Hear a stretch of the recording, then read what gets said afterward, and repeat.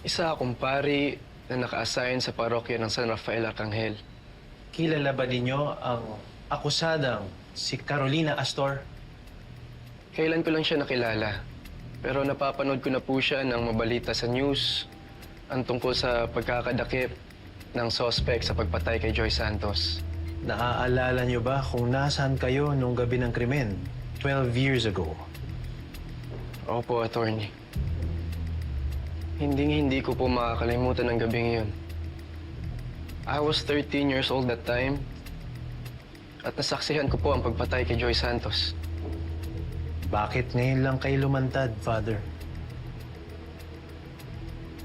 Bata pa kasi ako noon. Pinagsabihan ako ng mga magulang ko na mas mabuting manahimik na lamang. Kasi natatakot sila sa kaligtasan ko at ng pamilya namin. Bata lang ako, kaya sumunod lang din ako. Hanggang tumanda na ako, araw-araw akong inuusig ng konsensya. Kaya bilang alagad ng Diyos, naisip ko ito'y dapat kong gawin. Sinisiguro ko po sa inyong lahat na hindi po si Carolina Astor ang pumatay kay Joy Santos.